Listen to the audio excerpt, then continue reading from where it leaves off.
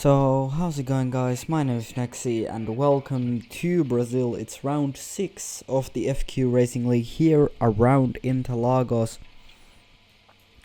One of my better tracks for sure. And it's round 6. Here are the Drivers' Championship standings at the moment. I have missed a few races. I only joined in Baku. This is my third race this season in the league.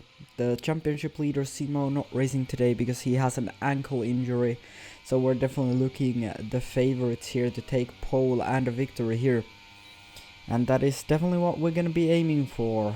That is definitely going to be the target here today, to gain some points on Simo and onto the championship lead. But as I start my first lap of qualifying, then short qualifying, my personal best a 1:07.799 as I headed into this session. Taking turn 1 a little bit more cautious than I usually like to take it, so just to get a lap in. Like I said last time around Abu Dhabi, it was very important for me to get a banker lap in. I took a lot of curb into the Cedar Lago there, and that definitely cost me a little bit of time. Then it's flat out through this right-hander here. Take a lot of this inside curb. Here I usually take a little bit more of that inside curb. This Ardas, one of our championship rivals, obviously gets out of the way nicely, not gonna impede us in any way whatsoever as we head through. Going to be also a purple sector too. We had both purple sectors as we head to the line now. What is it gonna be for our first lap of the weekend? It's gonna be a 1:08.293. That's a very decent banker lap, and it's going to put us on provisional pole. But our second lap then about halfway through the session. Can we improve even more on our current provisional pole time? There's an Alpine getting out of the way nicely there, but I do lose a little bit of time to turn 1, and I'm about half a tenth down on my first sector time, so that is not going to be a purple sector. It's not going to be a personal best, but here we have a lot of time to take a little bit less curb into the Cedar Lago, and look at that. We are almost a tenth up going into sector 2. There's another car getting out of the way nicely. We head through sector 2. I missed the apex there a little bit, losing a little bit of time through this compound of corners, but we're still about half a tenth up on the time that we need to get out of, not to get out of Q1, but to get pole position. We go purple in the middle sector. We're about 2 tenths up on the time. We lose a little bit in the final corner, but it's going to be an improvement of about 1.5 tenths then. And that is going to be a 1:08.1. It's a very good lap indeed, and that is going to put us on provisional pole still until the last laps of qualifying. 2 minutes left then of this qualifying session. Can I extend my advantage out on top? I almost stayed in the garage because I thought that 1:08.1 was enough to get pole position, but I went out for one last run. Here we go then. There's going to be a lot of traffic on the way on this lap. We're going to take kind of cautious of a turn 1. We're only up by about a hundredth. We're going to try to get a nice slipstream off the Aston Martin there. We are obviously using the F1 World cars here because EA had the equal car bug right as we had this race, so they are not the official liveries, and there's almost a car in our way there in sector 2. I don't know what they were doing there, but as we head through sector 2 we gain about 2 tenths of a second, and this is looking like a really good lap. I lose a little bit in there, and we just need to now put this lap together. We're gonna be purple in the middle sector once again, and we have time in the final corner, and we're gonna find the time. Look at this, we're gonna be about 2.5 tenths up on anyone, up on my own time here, and we already have pole position, but we are going to go even faster. A 1:07.8, sorry. You can see I'm very happy with that, and that's about 5/100ths from my personal best, and that was a very good lap. It will get us pole position here in Brazil. There's a bit of rain on the radar, but we will start from pole position as we go for 25 laps around Interlagos. Here we go then, 5 red lights and it's lights out and away we go. We weren't held for long, I wasn't quite ready for that, but my start is still good. My starts have been good lately. So you head into turn 1.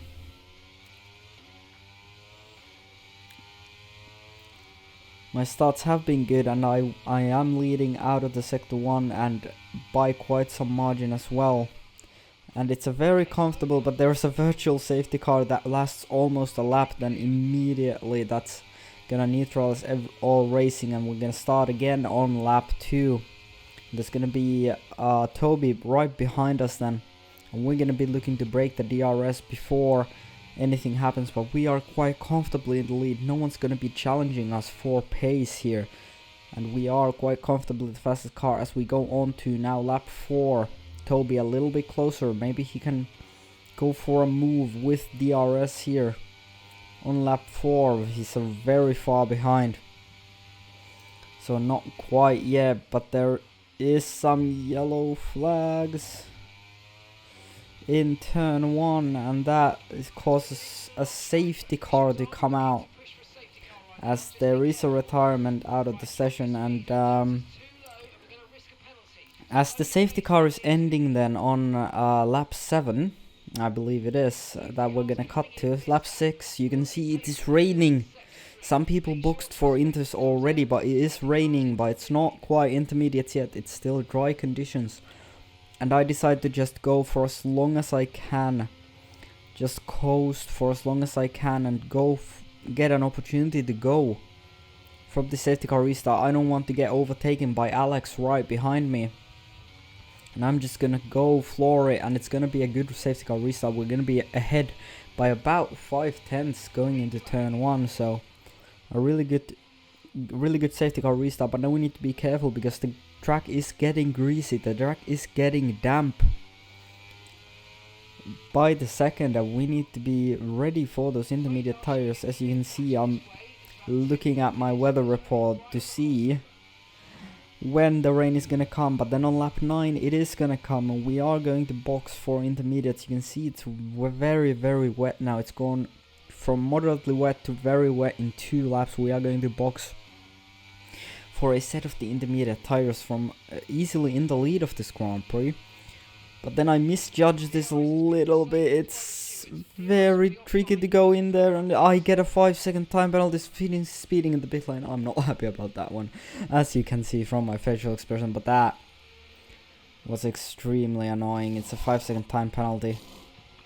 And Ghana intermediates going to be put on.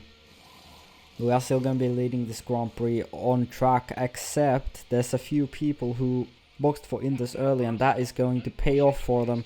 And there is actually going to be 2 people ahead of us here on lap 11 then, as we come out of the pit lane heading into the Cedar del Lago. It's Big Boris and Lance Fenton that are ahead of us. We're gonna pull right alongside Boris because we have so much more traction. I'm very scared of this move, but he gives me enough space and that's great. We will get up to P2, but now Lance, we just need to get past him here. We have so much more grip. He's been on this intermediate a little bit longer.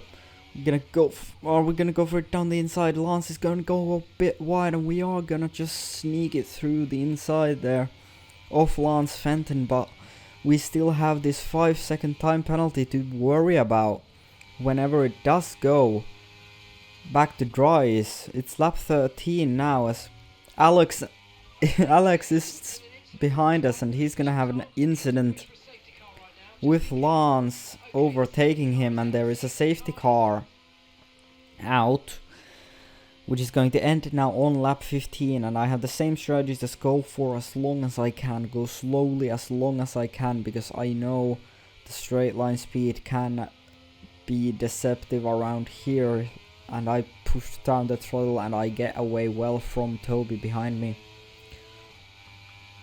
And I now need to create a 5-second gap to Toby to pit for slicks later on in the race, because the rain is going to be clearing up. I need to create a 5-second gap, but can I do it in time for the pit stops? And as you can see, lap 19, people boxing for the slick compounded tires. I should have boxed on lap 19 as well, but we are going to go for one more lap. I'm gonna be boxing on lap 19, and we don't quite have the 5-second buffer we would want to Toby, so we will need to catch him on the slick compounded tires then. Towards the end of this Grand Prix, we saved a set of soft tires from qualifying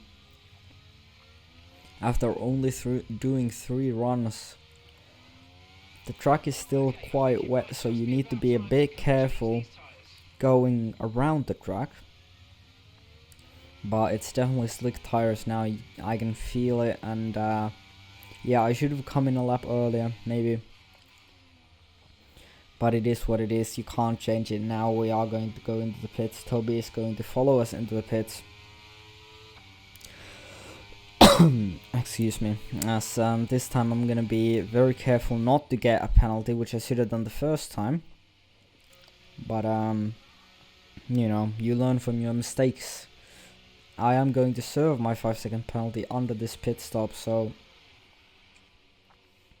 these were the longest 5 seconds of my life. I can see Toby getting serviced and getting out before they can even work on my car, and that is painful. 2.4 seconds of a pit stop. And something that I was not expecting as well, it's gonna be Harrison who's coming out ahead of us here. He's pulled off a massive undercut on us, and as I come out of the pits, I try to push to get into Harrison's DRS, and I nearly lose it into the wall. I got major PTSD from Abu Dhabi there. But I do manage to keep it in a straight line and keep it going, as towards the end of lap 20 now we are right on Harrison. We have DRS, we're gonna go to the inside of Harrison. We are gonna go past him, he has a penalty, so he won't fight it too hard. He has a low down for setup though. So getting past him is very crucial, but I go a little bit wide. I get a very bad exit out of the center SS. I lose a bit of traction, and that's gonna invite Harrison back on my inside. I was begging for him not to go for this move because he has a penalty, and I need to get I need to start chasing Toby immediately. It's lap 21 now. We're gonna go around the outside this time of Harrison,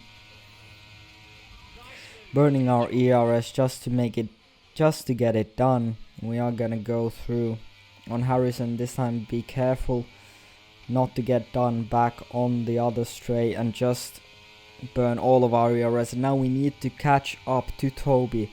We have 3 laps to do it. Can we do it?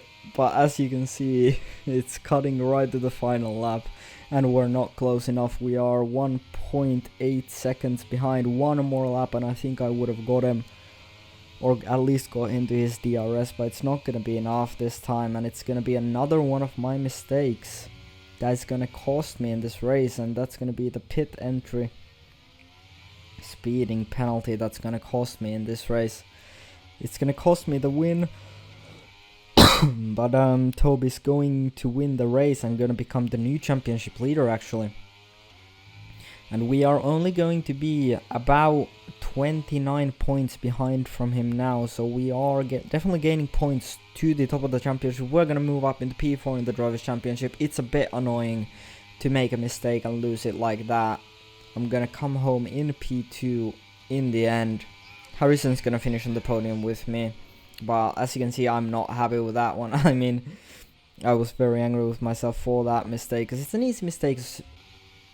It's an easy mistake to do, and it's an easy mistake to fix. But if you guys enjoyed this league racing video and want to see more, make sure to subscribe and comment down below your thoughts on this video. What did you think about it? How much did you like my bottle at the end there? But yeah, next up is Las Vegas, where I hope I won't be bottling as much. Harrison pointed out to me lovely that I've bottled 23 points in the last 2 races combined. But it is what it is sometimes, and yeah, I'll see you guys next time. Bye bye.